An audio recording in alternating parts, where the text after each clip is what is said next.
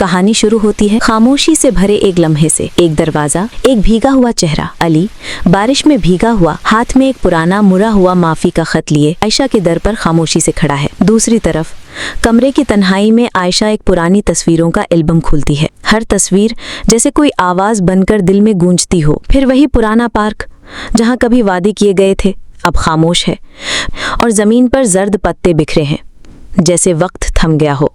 एक छोटे कैफे के कोने में आयशा अपनी सहेली से दिल की बातें करती है और अली थोड़े फासले पर साया बनकर सब कुछ सुन रहा होता है। फिर ख्वाबों का दरवाजा खुलता है। आयशा एक धुंध में खड़ी है, हवा उसके दुपट्टे को हल्का सा हिला रही है। आहिस्ता वो धुंध में गायब हो रही है, जबकि अली बेबसी से पुकार रहा है, आयशा मत जाओ। एक कमरा जहाँ सिर्फ एक दिया जल रहा है।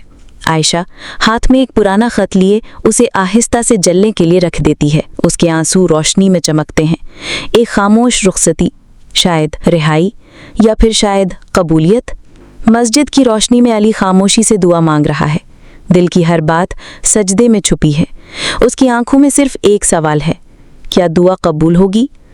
कमरे की रोशनी, हल्की सांस की आवाज़। आयशा एक तोहफा देखती है, एक छोटा सा बॉक्स अली की तरफ से। दिल में एक हलचल और आंखों में पुरानी बातों की झलक। रात के अंधेरे में एक message, I am sorry I still love you, screen पर चमकता है और आयशा की आंखें भर आती हैं। कहने को कुछ नहीं, लेकिन दिल बहुत कुछ कह रहा है। और अली सुबह की धुंध में दरिया के किनारे बैठा है, आयशा का दुपट्टा हाथ में लिए, बस खामोश और गहरी सोचों में गुम। आयशा क्लास में खड़ी है, हाथ में अपनी नोटबुक, मगर आंखें खिड़की से बाहर खला में गुम। सूरज की रोशनी उसके चेहरे पर पड़ती है और अली की यादें उसकी खामोशी में गूंजती हैं। उधर अली कराची की एक पुरानी चाय की दुकान पर दोस्त के साथ बैठा है, हाथ में आयशा का दुपट्टा, आंखों में अल्फाज नहीं, सिर्फ एक अधूरी मोहब्बत। वही पुराना पार्क, वही बेंच जहां वादे थे, अब सिर्फ खामोशियां हैं। आयशा छत पर आसमान की तरफ देखती है, नोटबुक में सिर्फ एक नाम लिखती है, अली। अली एक तोहफा तैयार करता है, जहां से बिछड़े थे वहीं से शुरू करते हैं। उम्मीद से बंद किया गया एक बॉक्स, दिल से।